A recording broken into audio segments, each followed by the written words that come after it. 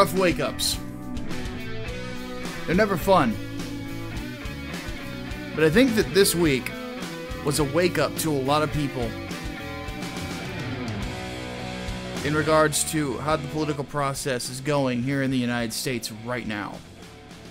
It was for Lindsey Graham. It was for a lot of people that I saw on social media. And it had better frickin' be at this point. We're going to go ahead and get into discussing the sham of a hearing in regards to Brett Kavanaugh. Let's just go ahead and get into it. My name is Micah Curtis. And I'm Alex Baldwin, also known as The Hatman. Welcome to Micah and The Hatman on Politics Live.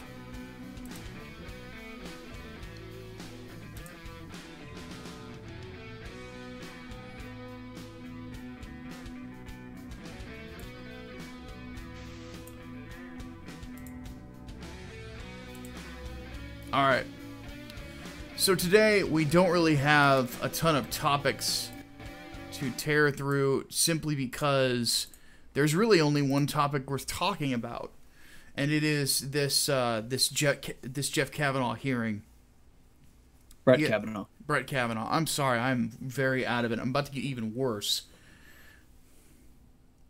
In vino veritas, my friend. This is the point where you take a drink.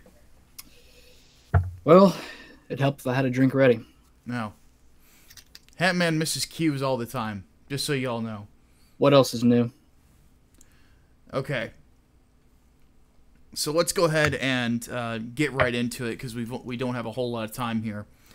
All things considered, we talked about this yesterday, just as sort of a preface for at least an hour. Just ranting about how Jeff Flake's decisions make no sense. So let's go ahead and do that, and let's give ourselves about 5 minutes to break this down.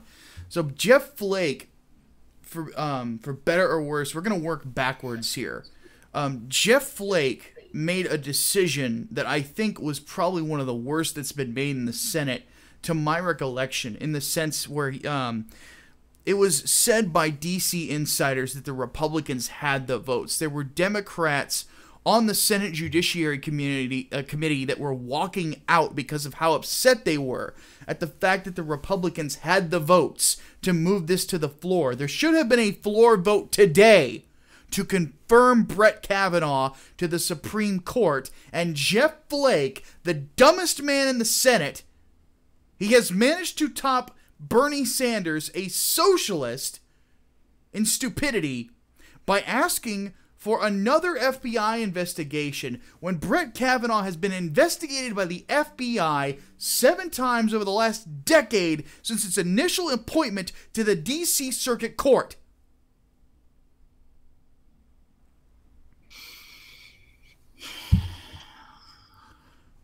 On top of that, and I thought this was an interesting point from Michael Malice. Even though he was joking around, there's in good humor, there is elements of truth.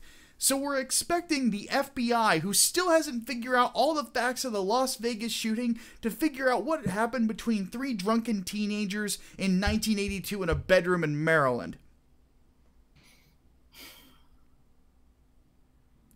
Thankfully, Donald Trump has come out and said, even though I don't think that he should have even addressed this farce of a request from Jeff Flake, has said, I'm giving them a week. That's it.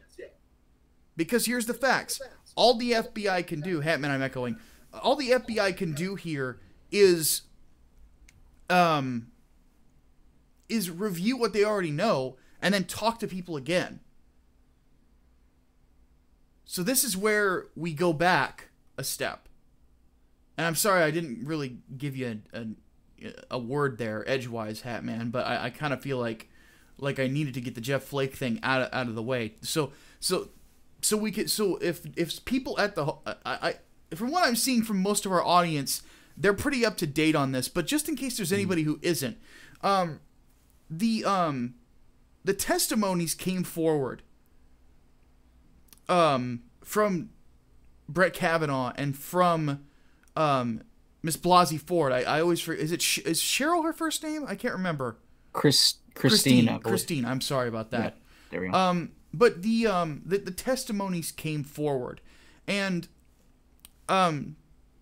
Ted Cruz, I thought, put it very, very succinctly when he said, "We've heard both of your testimonies. Both were strong. Both were convincing. There is zero corroborating evidence for Miss Blasey Ford's story." Mm-hmm. And that, at the end of the day, is what matters the most. Now, I've seen and read several articles from people who have picked apart her story piece by piece. Some small elements of it, honestly, are nitpicking. Because, here's what I will say about it. I'm saying this as somebody who has lived through his own personal traumas. I'm saying this as somebody who has counseled people, other people who have gone through significant traumas. I do think that this woman was accosted by somebody in her teenage years. I think there is zero evidence that it is Brett Kavanaugh, because the person who brought her to that party has even said that he was not there, she doesn't know him. And that, I think, speaks volumes. There is, and this is something that I feel needs to be said, there are very few people out there in the world that are saying that she is lying about everything, or at least about being sexually assaulted. Everyone is questioning whether or not it was one Brett Kavanaugh who did it. And of all of the people who have come forward and accused Brett Kavanaugh of things, she was the only one that should have been taken with a modicum of seriousness. That's it. Like, I am not going to sit there and speak negative things about her. I don't know her. And to be frank, I think that there are holes in her story. I think that there's a part of what was going on here that was that could have been motivated by something else politically. Possibly. I can't discount that. But as it stands, what matters most and what would matter most in a courtroom is the evidence. The lack of corroborating evidence rings above and beyond all things. And the fact that there was no corroborating evidence is what should have been what influences people in regards to this discussion. But Jeff Flake decided to toe the Democrat line because he did the exact same thing that Dick Durbin was begging for the day prior, and that Senator Graham rightfully called him out for. So I'm going to go ahead and play this clip. Hopefully the audio will be loud enough for the audience of Senator Graham. But I want to give you guys some context here. So Lindsey Graham, for those who don't know, when he gave this speech that he did, he was not doing it out of nowhere. It was in response to my state senator, Dick Durbin, basically chastising Kavanaugh over nothing, and then saying that another FBI investigation is necessary, which is part of the reason that is so angry. You're just going to hear the audio because this is copywritten, sadly, even though it's technically public record. But I'll go ahead and play this real quick so that you and the audience can hear it. Are you aware that at 9:23 on the night of July the 9th, the day you were nominated to the Supreme Court by President Trump, Senator Schumer said, 23 minutes after your nomination, "I will oppose Judge Kavanaugh's nomination with everything I have. I have a bipartisan, and I hope a bipartisan majority will do the same. The stakes are simply too high for anything less." Well, if you weren't aware of it, you are now. Did you meet with Senator Dianne Feinstein on August 20th? I did meet with Senator Feinstein. Did you know that her staff had already recommended a lawyer to Dr. Ford? I did not know that. Did you know that her and her staff had this allegations for over 20 days? I did not know that at the time. If you wanted an FBI investigation, you could have come to us. What you want to do is destroy this guy's life, hold this seat open and hope you win in 2020. You've said that, not me. You've got nothing to apologize for. When you see Sotomayor and Kagan, tell them that Lindsay said hello, because I voted for them. I would never do to them what you've done to this guy. This is the most unethical sham since I've been in politics. And if you really wanted to know the truth, you sure as hell wouldn't have done what you've done to this guy. Are you a gang rapist? No. I cannot imagine what you and your family have gone through. Boy, y'all want power. God, I hope you never get it. I hope the American people can see through this sham, that you knew about it and you held it. You had no intention of protecting Dr. Ford. None. She's as much of a victim as you are. God, I hate to say it, because these have been my friends. But let me tell you, when it comes to this, you're looking for a fair process. You came to the wrong town at the wrong time, my friend.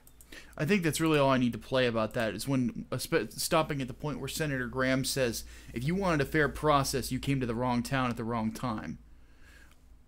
It's a very true statement. Now, Lindsey Graham is not somebody that I think you and I have been nice to in regards to this podcast over the last 2 years that we've been doing it. Mm-hmm. I think that we've been very brutal to him, and I think some of it is deserved. I think he's a rhino. For those who don't know what the term means, Republican in name only. And the simple fact that he would call Dick Durbin a real snake in the grass, and I can say that better than anybody,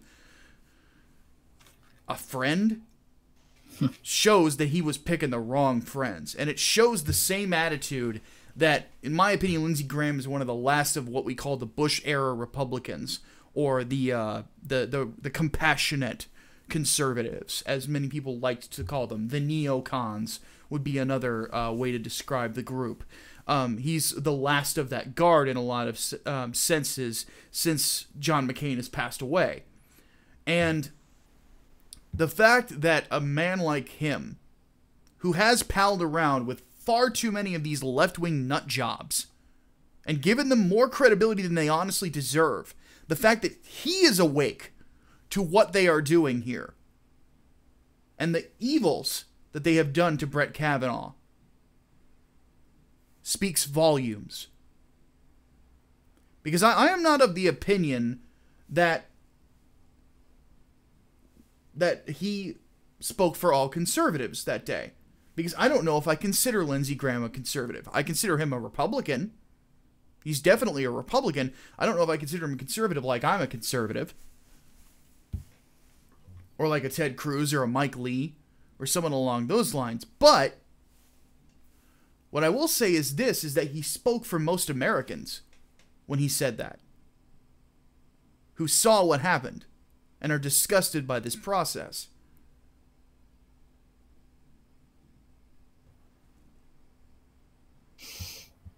I think he may have single-handedly saved the nomination. Maybe. If not gone as far as to fire up the Republican base for the midterms. Because he spat absolute fire. That was needed. Somebody needed to say all of that. And by God, if it's Lindsey Graham who's saying it, then that shows just how fucked up the situation has gotten. Yeah, we're working backwards through this, like I said earlier. And I feel like at this point we need to talk a bit about, even though we already mentioned the discussion of, or the testimony of Miss Blasey Ford, we need to talk about Kavanaugh's impassioned speech and the way that he took the questioning from Democrats and the pushback that he gave. So this is something that needs to be said, is that we saw left-wing outlets here and there accuse Brett Kavanaugh of being the type of person who would do this because of his reaction to being accused of gang rape Yeah. and rape in general. Yeah. So let's unpack that thought process for just a second. So you're telling me that if you accuse a man of raping a woman, they're supposed to still be civil with you. Not only that, they're supposed to just take it. Yeah. They're not even supposed to fight back. They're not supposed to defend themselves. That's preposterous. That's absolutely ridiculous. When Feinstein was questioning him, like, do you want to even discuss the accusations brought forward by whatever her name was that creepy porn lawyer brought about, who is probably full of it? Swetnick. He goes, no. And that's the right answer. You do not dignify that nonsense with a response. It doesn't deserve it. Should have never even brought up in the first place. The simple fact that it was brought up by Michael Avenatti, of all people, should have been a key. And the simple fact that the Democrats take him seriously shows about how low they are these days. Well, they started getting desperate. Now, I watched all 9 hours of testimony. All 9 hours. That was an absolute circus. Like, I know I said it before, but that was the worst I had seen of it. I think it's even worse than that. This was an attempt at a tar and feathering. It was nothing. It was an attempted lynching. That's what it was. It is what social justice wants the court to be, or wants our Senate to be. You know the sham trial that was at the center of To Kill a Mockingbird? Oh, yeah. That's what that shit was. It really was. That's what that shit was. I thought that I was listening to the Ben Shapiro show yesterday, and I thought that it was very, very accurate that he brought that up and told people you should watch the film and read the book, and you should. Yeah, that's exactly what I witnessed, and just the absolute disdain that the Democrats had for him was. It was almost unbelievable. Just about every single one of them, with the exception, notable exception at least, being Senator Amy Klobuchar, praised Dr. Ford during her testimony. Didn't really ask her questions or anything. No. Just pure praise. Nothing but nice things to say. That's it. When it came to Kavanaugh, they just looking for any chink in his armor, and even then they started playing dirty too. Like you've accused us of conspiring to do this to you. Like that's super partisan. Don't you think that a judge should be apolitical? You know, don't you think that's a disqualifier for you? I'm sorry, but I wasn't aware that in a trial, you accuse the judge of being a gang rapist. What reason would he have to come back like that in a trial? Unless somebody is trying to shoot him. Somebody else is trying to assassinate his character. Of all things, you pick tone and temperament? And now you're seeing the argument, now they're backpedaling. They're saying, well, if he is innocent of all these allegations, the way he presented himself on Thursday is certainly a disqualifier. You know, he's a man baby. He got pissy on the stand. Brett Kavanaugh, if he had walked up to Dianne Feinstein and slapped her in the face, it would have been completely justified, in my opinion, for the statements that she made. Okay, well, yeah. Maybe that's a bit strong, but there's a lot of people in the world who would not have blamed him.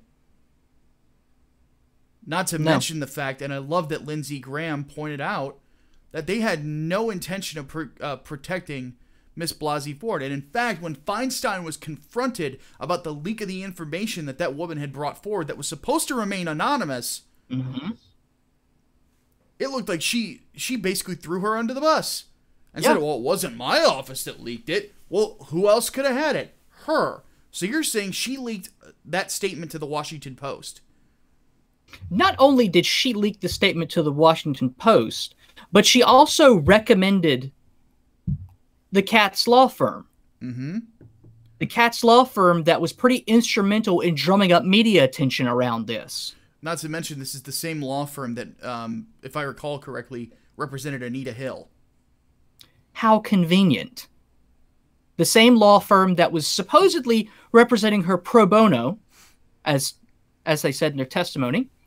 And yet we saw an envelope slip.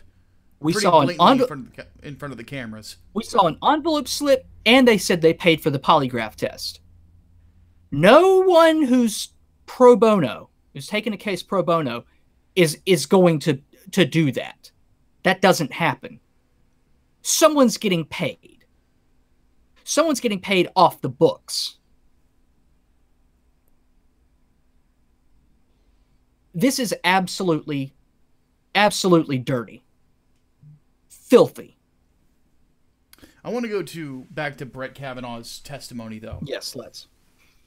So he did the one thing that he knew he needed to do, aside from tone and temperament, because his rage was 100% justified, because that was righteous anger. And I'll talk about that in a minute. But there is there's an element to this that we need to keep in mind, is that he brought forward proof of where he was. Yep. That was something that Miss Blasey Ford was unable to do.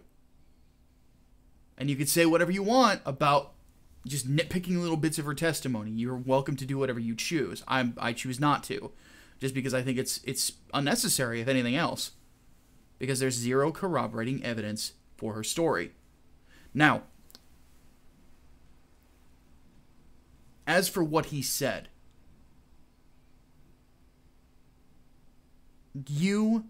if you lie about someone, you are not allowed to get angry about the fact that they call you on it with fire and fervor. You don't get that option. You don't. I've had lies spread about me. We've both seen them. One of the more prevalent ones, in my opinion, was from Rich Johnston, who had claimed that I claimed that the Mighty Thor had been canceled in other comic books in the most popular video on my channel, and I called him a liar for it. And every time that I've ever interacted with Rich, I have called him a snake. Because he is a snake. Because he lied about me.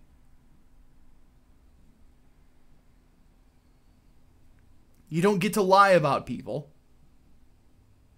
and then expect them to come at you with kid gloves, even if they are Christians like Brett Kavanaugh is. Because there comes a point where you destroy a good man with your lies. Because we all know that a lie can get halfway around the world before the truth gets the chance to put its pants on. And there are people out there that spread lies, knowing that people will trust them, just for the sake of damaging other people and drumming up chaos. There are some people out there that trust their representatives. I don't know why.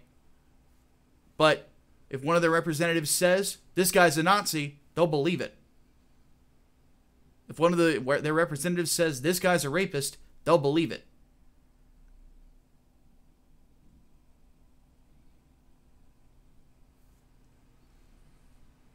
And that abuse of trust should be called out for what it is. Evil. It is evil. And what Brett Kavanaugh was put through was evil. There are people I have seen on social media and in other places who aren't political at all said, this is evil, what they're doing to this man. You know, we've made fun of Kavanaugh these last couple of weeks, calling him Captain Milquetoast and things like that. Because it's kind of a boring guy. my opinion of Brett Kavanaugh completely changed. I don't see him as a boring guy anymore. Well, he likes beer, so he's got that going for him. Yeah. But that's a disciplined guy. That's a strong guy. That's a kind man. Driven to a breaking point by lies in the political system and attempts to destroy him. And his family, on top of that, has every right to hate the world right now. And his daughter says we should pray for the woman.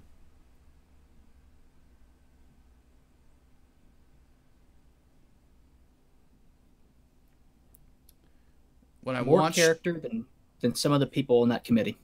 more character than a lot of people I see even in America these days.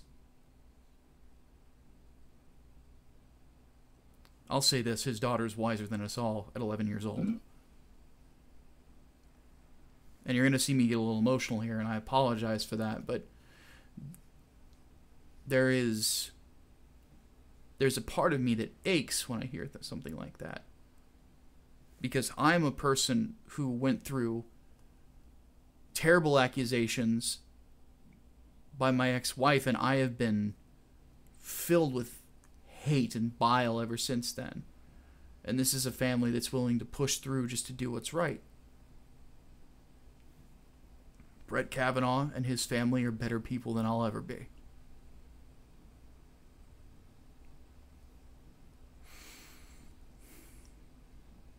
That man's a hero in a lot of ways. Because he could just as easily lie down like everyone wants him to do it. But he won't. And he'll stand up and he'll take it and he'll fight, but he'll fight with some sort of a sense of honor that I think that everyone else should look at. And it was hard to watch him give that speech. It was hard to watch his wife and his mother sitting behind him who have invested so much of themselves in this man and his family. His mother in setting the example, his wife standing by him through all of this, through all these terrible accusations. Because here's the thing, is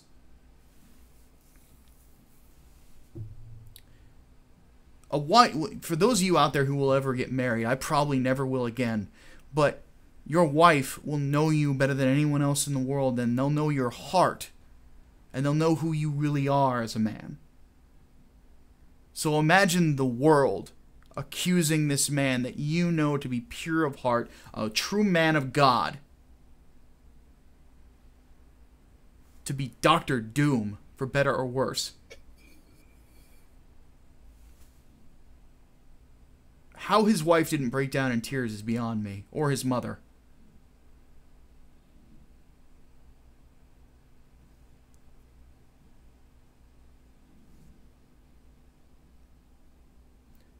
It's weird because this is a situation in American life where we should be looking at what's going on here and reevaluating our culture and reevaluating ourselves.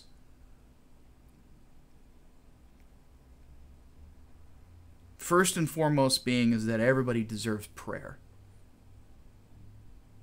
It says in the Bible to pray for those who persecute you. Love your enemies. And it reminded me of a piece of myself that I gotta go find. I think we all need to find that part of ourselves.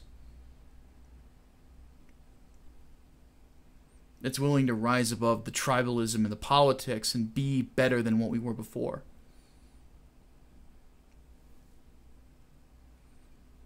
But it also speaks ill of how hard it is to do in our society today. In an incredibly politically divided society.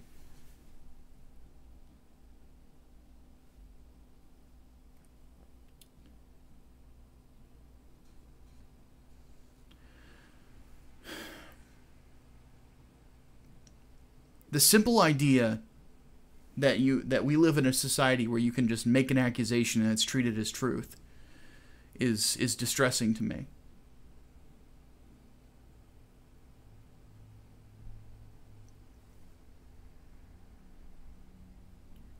you know, I put the blame in the Me Too movement. I think that because of what it became a weapon to wield against people, as opposed to attempting to set a standard in society for what needs to happen whenever there is sexual assault allegations, is that they need to be looked into, they need to be taken with a level of seriousness, and that you shouldn't be afraid as a woman to come forward and speak. And after this has happened to you, because people who do this, if they get away with it once, they'll get away with it over and over and over again.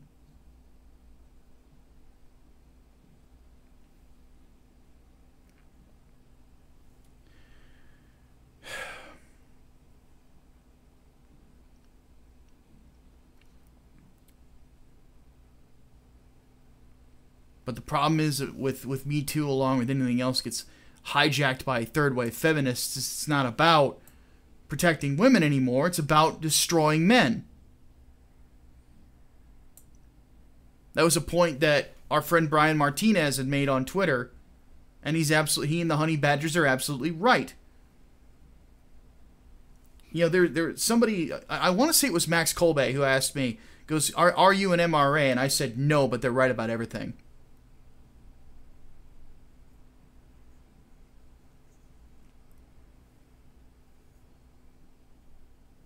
It's true.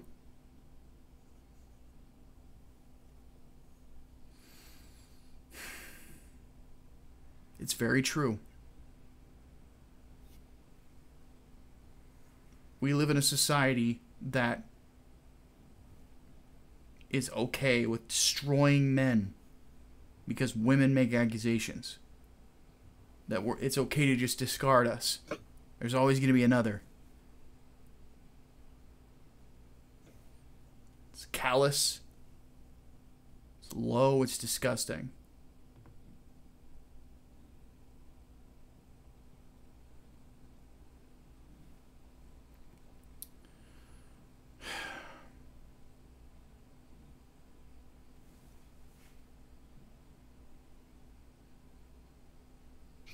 I'm just disturbed. I really am. I'm just incredibly disturbed by all this.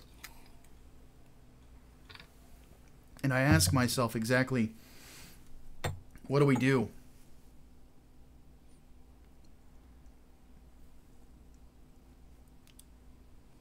There's a lot of people out there that are pissed, and rightly so. We all should be very angry about what happened. My statement is this. They want to delay this till the midterms. Make them wish they hadn't. Don't go out and start punching people. Don't go out and start yelling at people. Don't go out and start, stooping to their level. Don't do it. Don't be a freaking moron like Jack Posobiec or Looney Laura Loomer saying that we need to start using their tactics. No. It is your responsibility to be better. On top of that, we have a weapon that lasts longer than that, and that is the vote.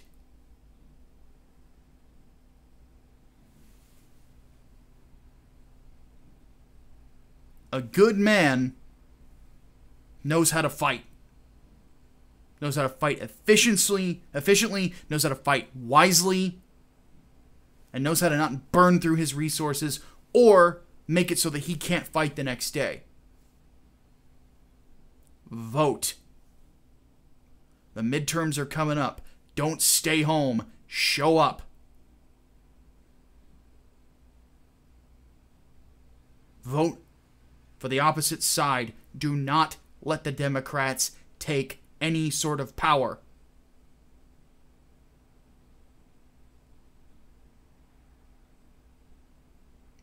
Because here's the interesting thing about this.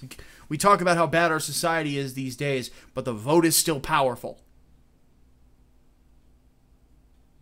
That's something we can do to help it.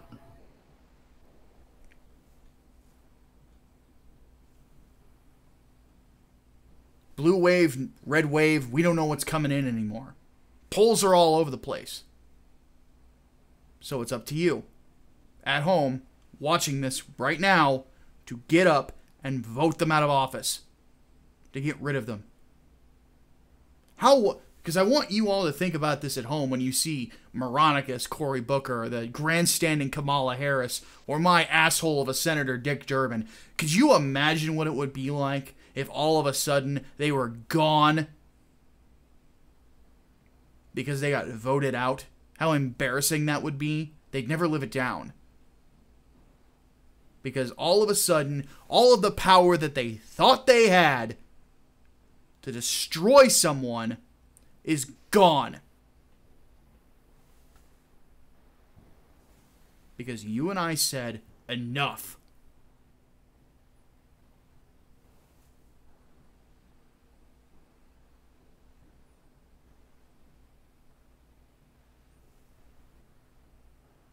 Enough. You are not powerless. Neither am I. For us Americans, we live in the greatest nation that ever existed. And the simple fact that we can get together and go to the polls and get rid of a jackass who would try to destroy a good man's reputation, the fact that we can still do that, can't really do that in Venezuela, can't really do that in Cuba, can't do that in China, can't do that in North Korea. Wouldn't surprise me if there's some point you can't even do it in England. Not without your license. I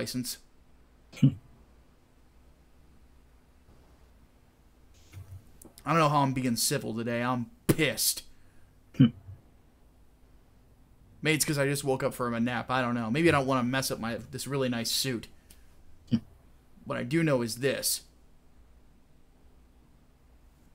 When you stay home and you don't do anything is when you really lose.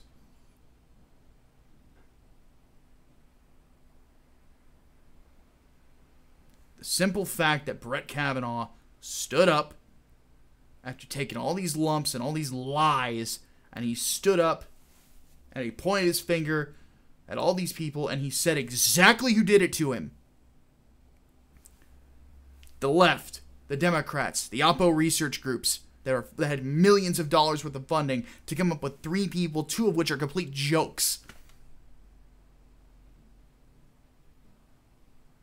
The fact that he called it what it is. He stared evil in the face and he called it what it was, and he wouldn't let it hide in the shadows anymore. The simple fact that he was willing to do that should be a lesson to everyone that is how you fight. Is you stand up and you look evil in the eye and you call it what it is, and you don't let it hide behind something else. You don't let the wolf grab the sheep's clothing. You call the wolf, and you get ready to fight it. The words of the great Captain America, you plant your feet firm and say, no, you move.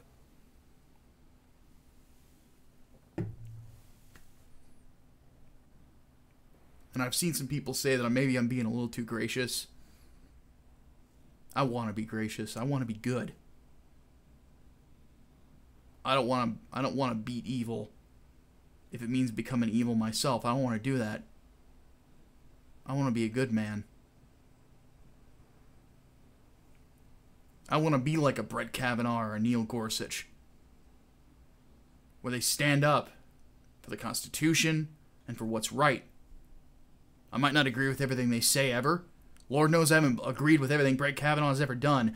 But what I will say is this, is that his character cannot be questioned by any person worth their salt. And I pray that at some point, people will be able to say the same thing about me. That when they bury me, however many years from now, that there's no denying that I was a good man.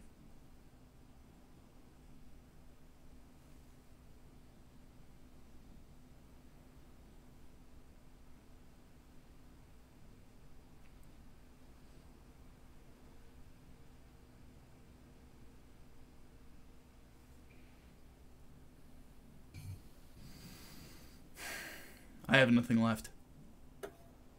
I have no more words. it's about that time. You think we should open up Q&A a little earlier, or do you want to throw something out there real quick? Let me get a bit of a rant in. This is not the end. We still have a week. It's going to be another week of hell. I can just about guarantee, like I predicted before, that more accusers are going to pop up, just out of nowhere. And people are going to say that they're credible. People are going to say they deserve to be investigated. That the FBI needs to take its time. That a limited scope investigation of 1 week is not enough. Keep pushing. Keep running the clock. As if they haven't done enough already.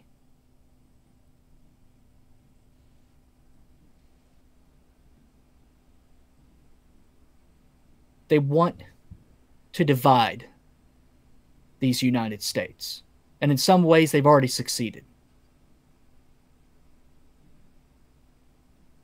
We just said, do not vote for a Democrat in November.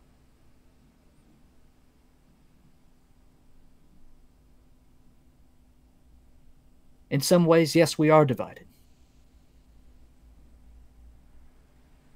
But we cannot and should not and will not let that destroy this country.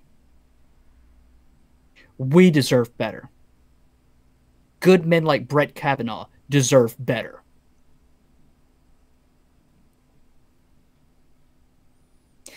These attacks, these vicious lies,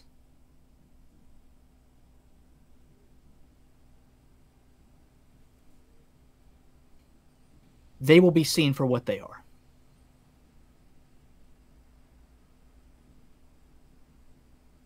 Liars always get their due.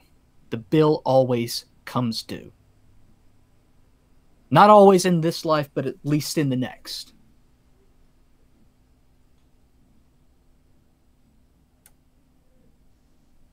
I know I've not been very optimistic about Kavanaugh's confirmation. I've said things like, I don't think he's going to get it. I think some of the flakes in the Senate are going to flake out. That these allegations have destroyed him. That this is it.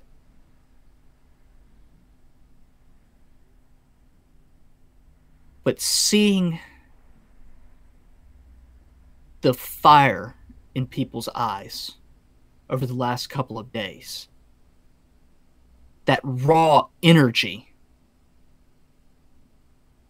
that hope that's been reignited within them, I can't help but believe, no, things are going to be okay.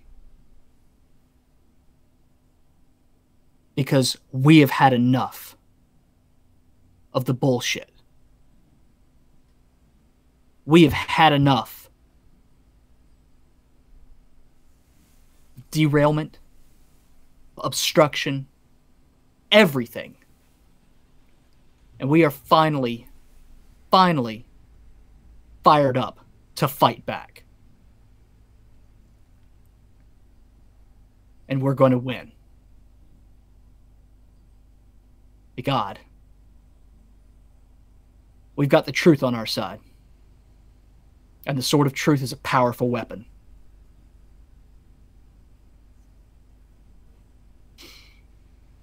Now I need a shot. All right, let's go ahead and move into the Q&A. Let's do it. So, I have not looked at Twitter yet and seen if we have anything yet. I did not have anything in my emails, so. Chat, go ahead and start putting them in. Hat, keep an eye out and see what we got. Will do.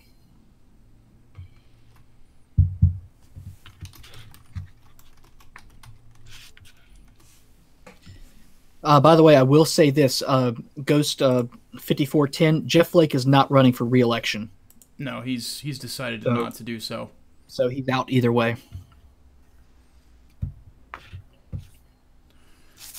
Okay, Duke of Tumwater gave us a ton of these, but we're only going to do one just because it's not fair to everybody else. And we'll do the rest of them on the overflow. So,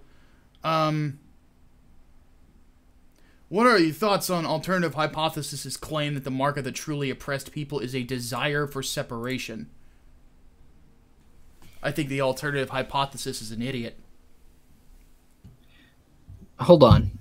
Truly oppressed people will have a desire for separation? Yeah. No.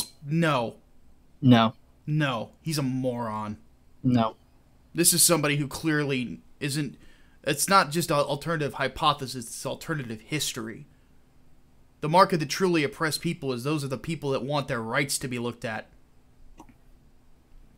And the people and the government around them is working against them actively to deny those rights to them.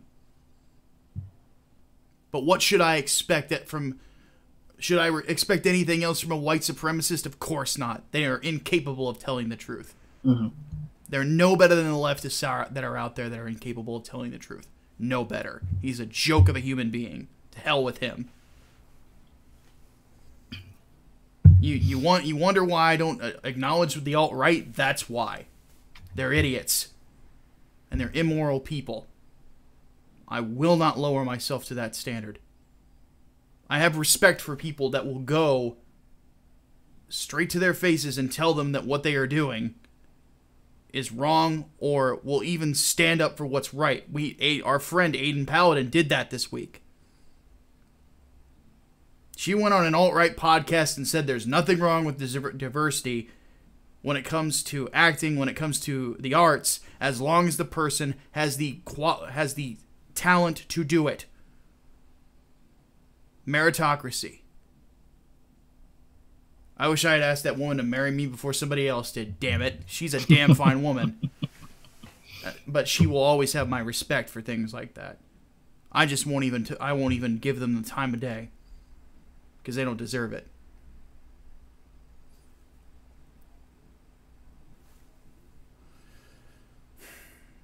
Okay, so... Anything else on Twitter? No, we'll do the rest on the overflow. He asked a ton of questions. All right.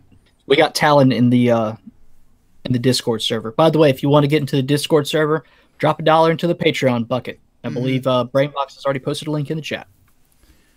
Talon says, if you can defeat evil by a just means, would you commit evil to destroy that evil or remain true to my honor even if it means that I would lose? There's no guarantee that if I do the right thing, I'm going to lose. That's where intelligence comes into things. Because you could be idealistic and you could be stupid. Because one thing that we did not get to today was that the way the Republicans questioned Amy Coney Barrett was not smart. And I don't think that they poked enough holes. The prosecutor that they brought in was not effective in the way that they thought. She should have just been there to observe. And help them with questions that they needed to ask.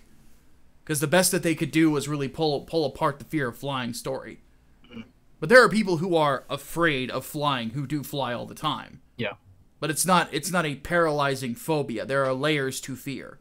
Well, I think she still poked some of the right holes in the story as far as like some of the people that she remembered were there. Yeah. Well, therefore nobody else could pop up and say, hey, I can corroborate this story. Mm-hmm. Oh yeah, and you mean Ford, not Amy Coney Barrett. Yes. Also, it's kind of interesting how the Democrats were blasting the Republicans because you're going to have 11 men question a victim of sexual assault like that, and they bring in a woman to do so, and then they're blasted for being cowards, not wanting to face her. They'll always find an excuse to complain. It's not even always. It's not it's even always worth something. It. Not even it's worth always it. Call them idiots. It's like, tell them to make up their minds.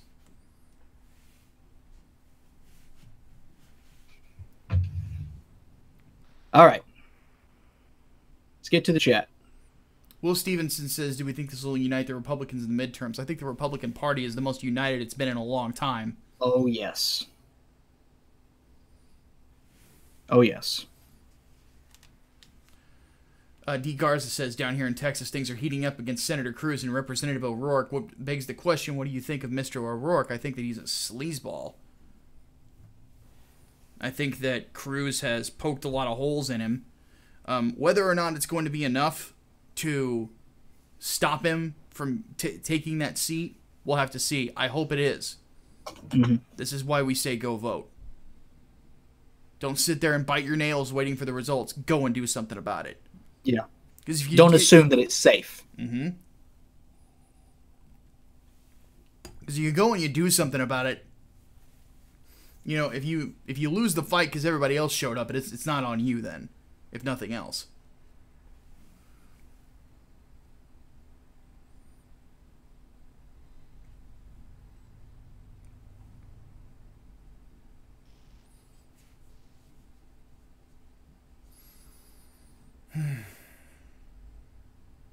Do I think the leftist mob will riot once the FBI comes back and says we have nothing? Absolutely. Oh, they will. They will throw tantrums. Yeah. They will throw tantrums because they lost. And they can't lose well. No. So treat them like what they are. Like they're children. So that's the way they're going to act. They need to be. That's how we're going to treat them. Mm-hmm. You now, I do want to... You can come to the adults table when you act like an adult. I do want to address something here. I don't think the FBI will plant something. I don't either. I don't. There's nothing to plant. No. They would be very hard-pressed to actually do something like that. The only thing that I am going to predict is more accusations will come up and the Democrats will say, no, we need to continue to wait because they're playing the stall game. Yeah, there was a judge whose mother made an accusation about Kavanaugh, and then the judge herself said, no, shut up, Mom. Mm-hmm. Yeah.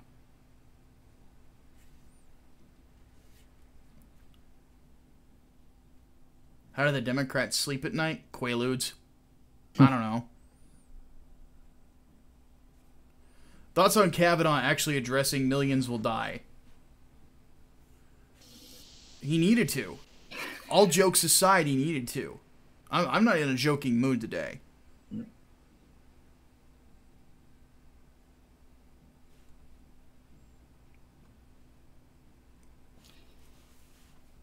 What do we think is their end game? What's the end game? Control. It's always been about control. Yeah. We call them the control left for a reason. Yeah. They want power. Yeah. They don't care about anything else. They want... I think also they want the setup for an impeachment trial. They're hedging all their bets on this blue wave. Yeah, they're running on it. They're fundraising on it. Yeah. So they're saying, we'll take back the House, we'll take back the Senate, and we'll have a blue Supreme Court. Therefore, Trump will have nothing when we go after him. Because that's the end goal. They're pissed off because they lost.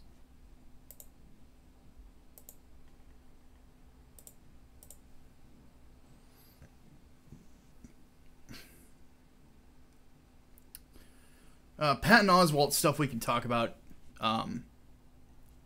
for entertainment. Yeah, that's an entertainment thing. We actually need to go ahead and wrap up because it's past 6 o'clock. Oh, wow. It's my own fault for having some issues to why we started late. But we do have a special guest coming by the Entertainment Podcast, Brett Smith, who was the colorist on both Jawbreakers, Lost Souls, and Trump Space Force. We've had people who have worked on both here on, or at least on my channel and on Micah and The Hatman in the past. So I'm very excited to have Brett come by and discuss the controversies that went around the book. Probably not. Sadly he's not going to have a lot of time today to stick around, but I'm definitely excited to have him on for sure. And then of course, ask your questions for the overflow. We'll be more than happy to answer them later in the week. Plus, review-wise, I'll be talking a bit about Star Wars: The Old Republic, Hatman went against my judgment and went and saw the Predator like a dork, so he's going to talk about that too. I have words. Sorry, I have Hatman. words. I have to kind of. I told you, man. I told you, and you didn't listen.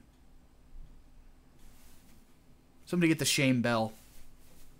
Anyway, let's go ahead and bring this to a close. My name is Micah Curtis. And I'm Alex Baldwin, and also known as the Hatman. We'll see you guys soon. Dave's Vault. Dave's Vault.